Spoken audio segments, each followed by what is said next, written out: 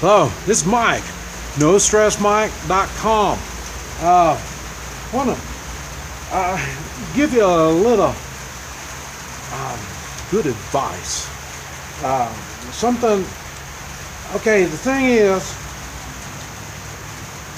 in a gunfight, and I know many people, they always think of,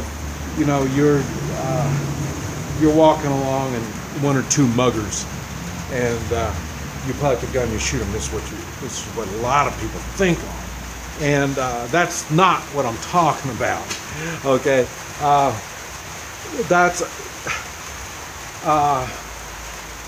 I'm morely referring to three-man militia type stuff, and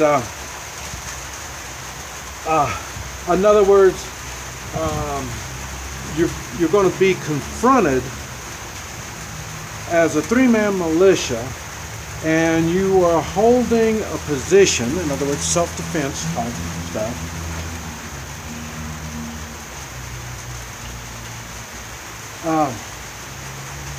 You should have the advantage. Self-defense has the advantage. That means somebody is coming to you. Okay, and so what you do, you always go for the leadership, and the reason is, it's the leadership that gives bullies and tyrants the motivation to do their evil deeds, because, like I say, bullies and tyrants are pussies, and they try to take advantage of the weaker ones. They'll take advantage of them by having more firepower, more in numbers, have you outnumbered, and all kinds of things that they do to try to get the advantage, because they are at the disadvantage. They are attackers.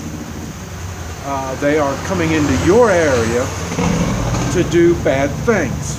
There's nothing moral about this, and this is why they're at the disadvantage, and they have to find ways to get the advantage. And now,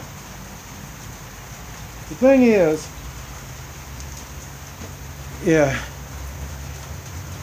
in Vietnam, what it was, we would, in my particular experiences, we try to get the high ground.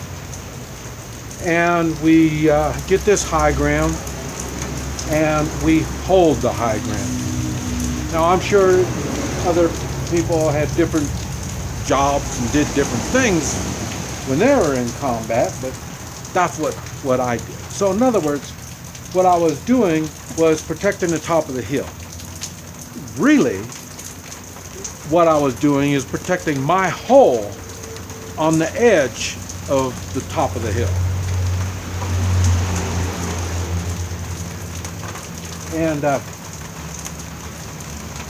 they had a problem, because in military, they know this already. You always take out the leadership. And the problem was, as Marines, we did three-man teams, fire teams. And so each three-man team had a leader. Each hole had three people, three Marines in this hole. And so you had all these holes, and they all had different leadership. And that's why it was difficult for them to really destroy us.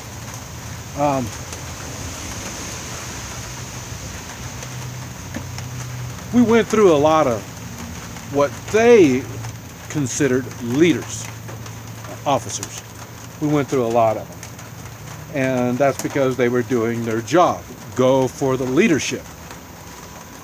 The problem was they didn't get the results that they wanted, because at that time, the Marines advertised they made leaders.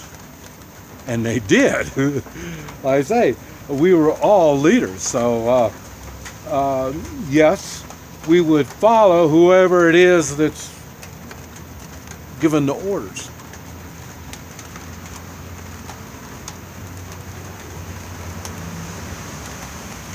Now, who's given the orders? You can look them in the eye. Who's giving you the orders? You know him personally. You know that he's not going to sacrifice you. Unlike you get up to the generals and the politicians and stuff, you're just a number. But where we're at, we are people. And we're all very important. So as Marines, we didn't like losing anybody. And if you notice, I got the three-man militia set up where we shouldn't be losing anybody.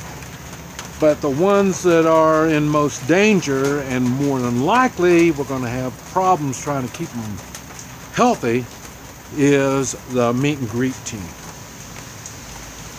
And but like I say, I've got other videos talking about how to do it. But like I say, the idea is always to go after the leadership. If in most cases, the leaders, after they lose their leaders, they're disorganized. They can't continue on.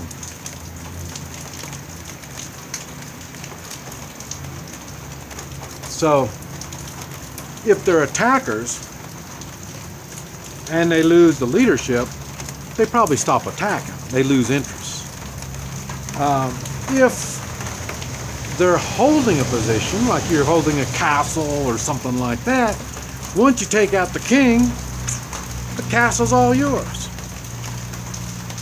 So leadership has always been the number one target when it comes to conflict.